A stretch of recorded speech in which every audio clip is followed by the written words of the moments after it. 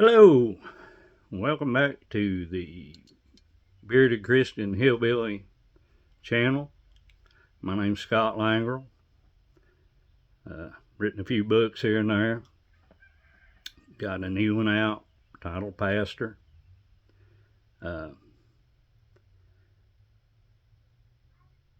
to make a quick little video, maybe not as long as the other ones. The other one's got a little bit long-winded.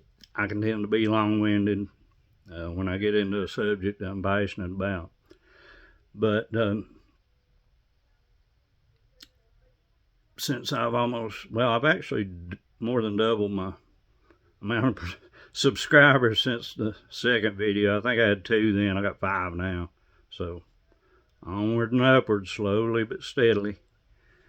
And I'm not trying to make get a big gigantic following on here. I'd rather have 40 or 50 people that I could interact with, that will actually watch the videos and maybe comment, like, whatever, than I would 10,000 people that are maybe going to watch 1 or 2 minutes of it and go to something else. But I thought today I'd go a real quick, basic, elementary Dick and Jane version. And if you don't know who Dick and Jane are, you're young. I'm not. Dick and Jane. When I went to first grade, that's how you started learning to read. It was kind of like the reading primer of the day was Fun with Dick and Jane. And it would be like, see Dick run, see Jane laugh, see Spot jump. Spot was the dog. I think Puff was the cat. Puffy, I can't remember. That's been 50-some years ago. Anyway, just a basic overview, because in the book Pastor, I think I do a pretty good job of explaining the Divine Council Worldview.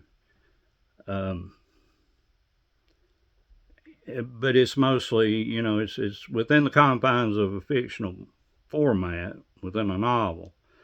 So it's mostly told in the context of, either Pastor Levi's inner dialogue when he's riding around or walking around thinking to himself, or actual dialogue between him and other characters in the book.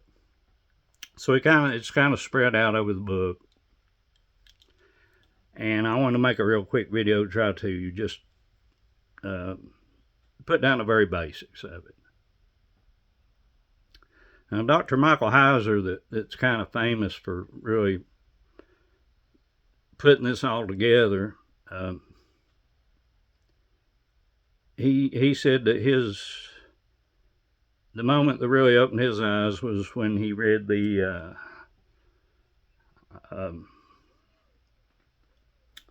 Psalms 82 verse in the Hebrew, in the actual Hebrew Bible. But it actually doesn't start there. That was where he first, looked at it and something jumped out at him and he said, whoa, wait a minute, But it actually doesn't start there. I think maybe I told you I can't remember actual chapters, verses, and everything, unless I got a Bible here with me. So today I've got my Bible, which is a ESV version. See, it's got the little Ephesians 6:12 thing down here. Angel, I really like it.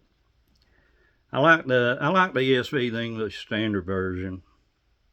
I tend to use it more than I do the King James, and I know it's going to tick off a lot of King James devotees. But the fact of the matter is, the King James Version was based on the Hebrew version of the Bible. That it was like third in line, The actual older translation of the Bible was in Greek, and in a book what they call the Septuagint. And then in the 40s, I believe it was, when they discovered the Dead Sea Scrolls, the fragments they found in there that, that were still intact and they could translate, actually lined up with the Greek translation. And there's just a couple of phrases and words here and there that you're going to find in this ESV, which is a more literal, modern, word-for-word translation of the old Greek text. You're going to find a little bit different terminology than you would in a King James Version. Now, I'm not putting down the King James Version. I own King James Versions. At the time I grew up when I was younger, in the Bible Belt, in Southern Appalachia, or Middle Appalachia, or whatever you want to call it, Southwest Virginia, I've said I didn't grow up in a religious household, but the few times I did go to church with friends, or I think my mama took me a couple of times, you walked in there with your King James Version, or you didn't take one at all. That would be considered heresy, heretic, sacrilegious. I just use words for a living. I can't. Don't expect me to, be able to actually say them. I'm a writer, and I don't even do that for a living. I'm retired. I just do this because I want to. But let's start at the first. The very first thing is in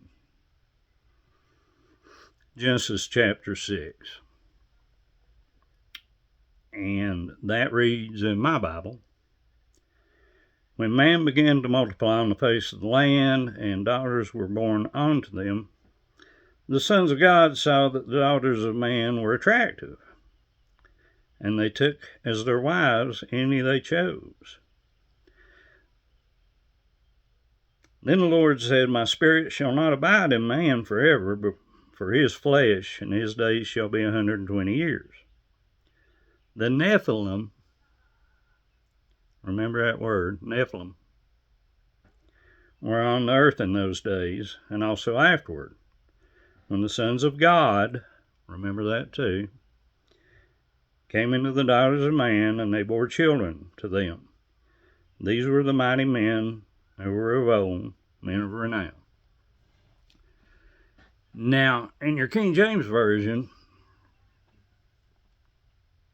it's not going to say Nephilim. It's going to say giants, which Nephilim is, depending on which translation you want to use, can either mean fallen one or giant. I think the Greek lends more towards giant, but here it actually says the Nephilim. Nephilim, I think, is the proper plural pronunciation of that. So there's two schools of thought on this. And the first one being that the sons of God that I told you about they were simply the descendants of Seth. They were kind of the pure bloodline that had come down from Seth.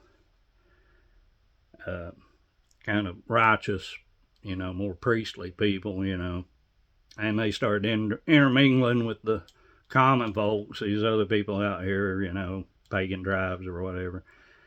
And so that's their explanation for that, which never really cut it for me, because how is a human and a human going to produce a giant? Now, I'm not saying it can't happen. I mean, we got guys playing in the NBA today that's over 7 feet tall. I don't know, but their mom and dad might have been 5'10", both of them. I don't know. And to me, being 5'7", looking up at somebody that's over 7 feet tall, they're a giant. But I don't. That never really cut it with me, because it's the Bible's obviously making a point here when they're saying giants or Nephilim. So I tend to follow the reasoning that the sons of God were actually what we would normally call angels, or some sort of angelic being. If you read the book of Enoch, oh Lord, I just lost a lot of more people right there. Oh, he's talking about one of them occult arcane books that you're not supposed to read. Now the book of Enoch, Enoch 1, Jude in the Bible actually pretty much copies right out of Enoch 1. And I think there's one other place in the Bible where they talk about it. They don't really pull it right out of context, but they mention it. And so while it's not scripture, because it's not in the Bible, it's also not something that you should be afraid to look at lest your eyes burn out of your head or whatever. There's a lot of context that pertains to the verse I just read that really expands on it and gives you really goes into detail. Even going as far as naming a bunch of the angels that were involved in this. They looked at the women, they decided what they were going to do, and according to Enoch, there were 200 of them. They all had a big meeting on the top of Mount Hermon, and they kind of made a pact, because they were like, kind of the ringleader. He was like, now I'm not going to take the fall for this myself when this goes south, because God's not going to like this. So we're going to make a pact between us that we're all going to share equally in the blame, if we get spanked for this. And they did. Okay. So now we've got something called the Nephilim, which are walking around the earth pre-flood, right before. Well, when I say right before, I mean we could be talking centuries, 1,000 years. I don't know. But it got to the point where they were corrupting mankind so much, and the watchers themselves, the angels, the fallen angels, whatever you want to call them, kind of like, you back when you used to get married, you'd have to offer the father of the bride a dowry. You'd have to give them something in exchange for them letting you marry their daughter or whatever. What these angels gave was forbidden knowledge. It was actually forbidden technology. Now you say technology, no, technology's computers and stuff, technology, stuff like that. Well, back then, technology, they taught them how to make certain metals, how to mix metals together. They taught them warfare. They taught them strategic moves to use in battles to win, how to kill each other more effectively. They taught women how to mix up certain herbs or dyes or whatever and make makeup. They taught a lot of pharmaceutical stuff that we at the time weren't supposed to be privy to, have knowledge of it. So they were given forbidden knowledge. Well, of course, God catches them and he sends down a bunch of his big boys down to take care of them, and they're chained in the underworld, which is one of the reasons right now, when people say, what's a demon? Well, a demon's a fallen angel. Well, I'm not saying the demon couldn't be a fallen angel, but they're not these fallen angels. Because it says more than once in the Bible that these certain ones, they're chained up. And they will not be let loose until the tribulation. So the flood was mainly because, these watchers in the Nephilim had corrupted mankind so much that the Bible says that every man's thought was on evil continuously. Like nobody ever walked around, nobody ever woke up in the morning and had a good thought in their head. I mean, they woke up in the morning saying, how can I screw somebody over? How can I get this guy killed? How can I steal this guy's wife? Whatever. I mean, it got so bad.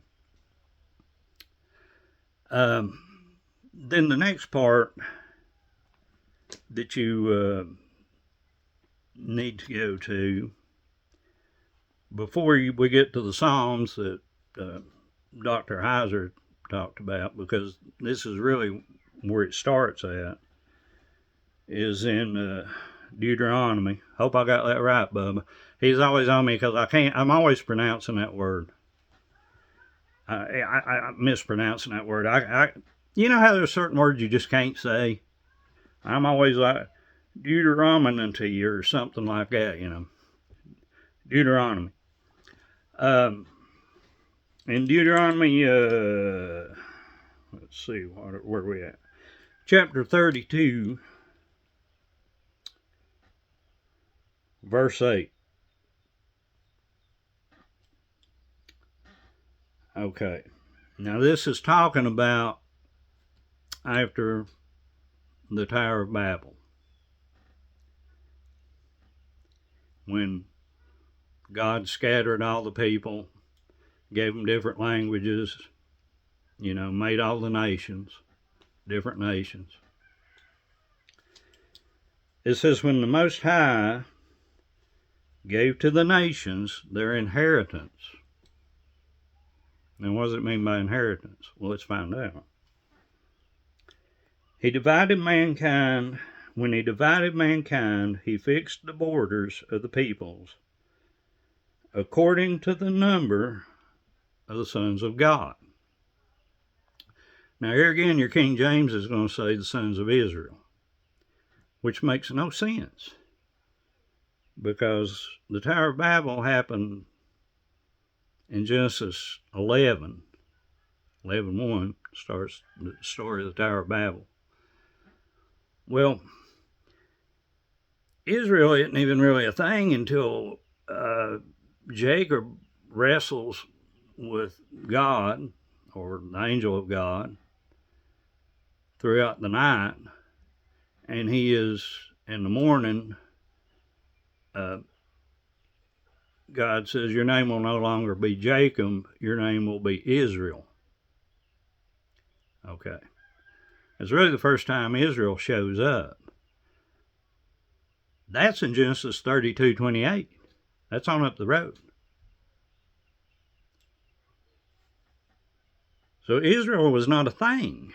It was not a place. It was not even really a tribe or anything, group of people, during this time of the Tower of Babel. But yet the King James says, fix the borders of the peoples according to the number of the sons of Israel. Now, one thing to keep in mind here, remember I told you there were two earlier versions. You count the Dead Sea Scrolls and the Septuagint, which both translate that as being sons of God.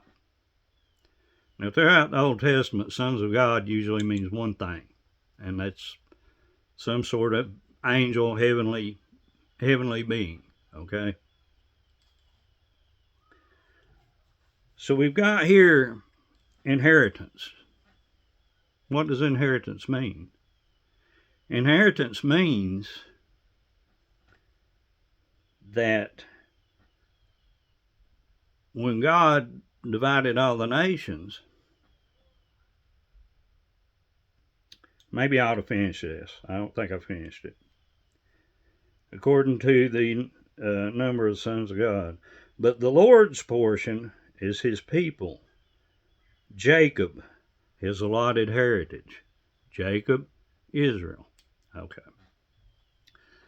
So God kept Jacob's lineage, Abraham, if you want to go back that far. He kept them.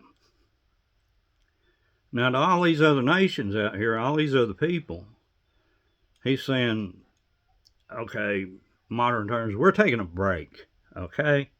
Because, you know, y'all keep screwing up real bad. No matter what I tell you to do, you all drift off and you want to start doing this and that and everything. And then things just always turn out bad. So I'm going to keep this one little group of people here for myself.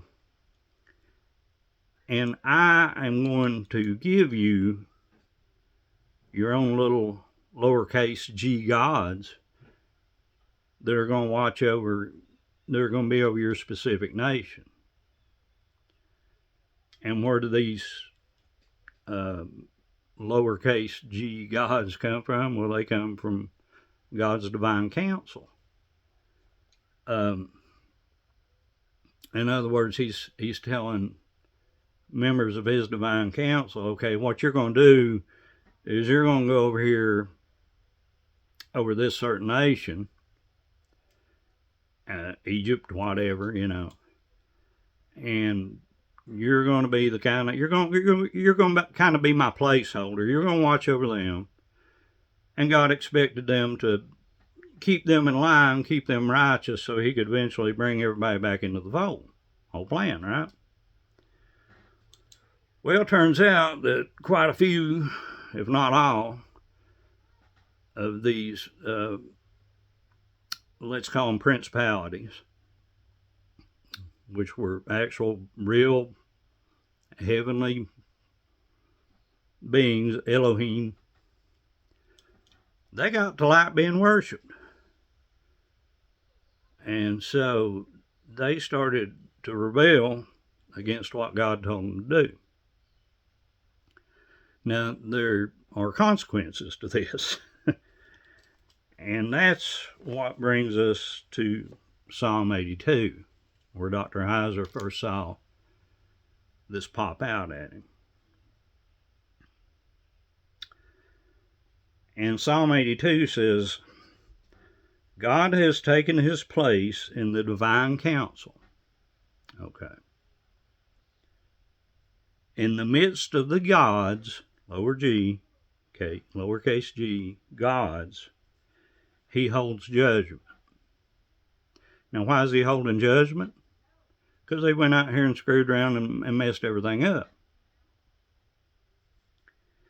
And God says, how long will you judge unjustly and show partiality to the wicked? See, they're not ruling justly. Whoever brings them the best offerings, you know, or whoever's got the most, you know, money to worship them and build temples for them, they're getting all the favored judgment, not the poor people, you know. Give justice to the weak and the fatherless. Maintain the right of the afflicted and the destitute. Rescue the weak and needy. Deliver them from the hand of the wicked. I don't know if you can see, and it's backwards, but that says Psalm 82:4. That's that verse. Rescue the weak and the needy. Deliver them from the hand of the wicked. Now here he's talking about the people. He says they have neither knowledge nor understanding. They walk about in darkness. See, you were supposed to be my placeholder here. You're supposed to be representing me with these other nations. But you're not doing your job. They don't know jack, you know. They're walking around in total darkness. You're not doing your administrative duties like you were supposed to be doing. All the foundations of the earth are shaken. Now listen to this part. I said, you are gods, lowercase g again, sons of the Most High. He created them. These were members of the heavenly host who existed before we humans were ever made. They were the ones in the book of Job who celebrated, when God formed the earth. They were already here. I said, you are God, Son of the Most High, all of you. Nevertheless, like men shall you die and fall like any prince. So he's passed judgment on them. Now, do they die right then? No. They're still here.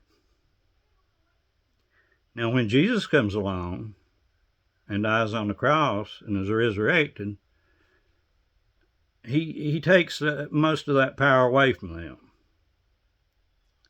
They don't have the power over the nations anymore, because now we've got the Great Commission starting, and we're sending disciples out to every part of the known world to spread Christianity. That doesn't mean that these things don't still exist, because there's no evidence in the Bible to the contrary that they don't. They're still here, and they can still influence to a certain extent. Which is why I like to freak people out, when they start, if somebody wants to argue Christianity with me, they say, well, what makes you so sure that your God is there's thousands of gods out there, why don't you go pray to Ra, the sun god, the Egyptians, or why don't you go pray to Zeus, or some other made up? But I stop and I say, they're not made up. They're real. And you lose a lot of people right there because, no, that's just myth. Now, if you read the Bible, these were actually beings. And you got to understand that. That, the Bible never says that these principalities or powers were ever destroyed. He says they will die like humans. But that comes when Jesus comes back. That's when they go into the pit. So that's kind of a really, really basic understanding, or trying to point out parts of the Bible that if you read this, it's in there. You don't have to. You don't even have to use this exact copy here. I do believe that a few parts, especially the sons of God and sons of Israel thing, in the King James version was maybe. I don't think it was a mistake. I think that the scribes, when they were actually putting that into the Hebrew text, and then they were translating it into English. See, Christianity is a monotheism religion. There's one God. And that's still true. Even if you recognize what I just said, that's still true. There's only one God. None of these other gods are anywhere close to Yahweh. He created them. Maybe not the same way he created us, but he still created them. They're created beings. Yahweh is not a created being. Yahweh is, was, always will be, Alpha and Omega, the supreme God. And a lot of people, I think, they kind of want to they're like, that makes me a little bit uncomfortable, talking about other gods, because the most you'll get people to admit is, well, okay, there's God and there's a devil and there's a few demons and there's a few angels flying around. Okay, I'm okay with that, but you're getting into a lot of other crap here. Wait till I tell you what the actual demons are. Maybe I already did in one of my other videos. Maybe I did in the first video. But most of the demons, the unclean spirits that they talk about in the New Testament, are the spirits of the dead Nephilim who perished in the flood. I mean, they were half angel, half person, half human, but they still occupied a mortal body. They still had a mortal body. They used to eat, they used to drink, they used to do whatever we do. And they won't have that again. But right now they're disembodied spirits. So who's the best candidate for some kind of supernatural entity that wants to come claim a person's body and take it over so that they can experience the earthly pleasures of the flesh once again, because they can't do that as a spirit. Anyway, that's we'll get into that maybe deeper someday. It looks like I've already gone over 30 minutes. I was wanting to do like a 15-minute video. I just can't shut up. Anyway, like I say, smash that like button, subscribe, share, do all that good stuff if you feel like it. If you don't. We'll maybe try to do another one next couple of days. So it's kind of rainy out today. Is the only reason really I'm doing one today, because I really can't get out and fool around and do anything else. But anyway, God bless y'all. Have a great day. We'll talk to you later.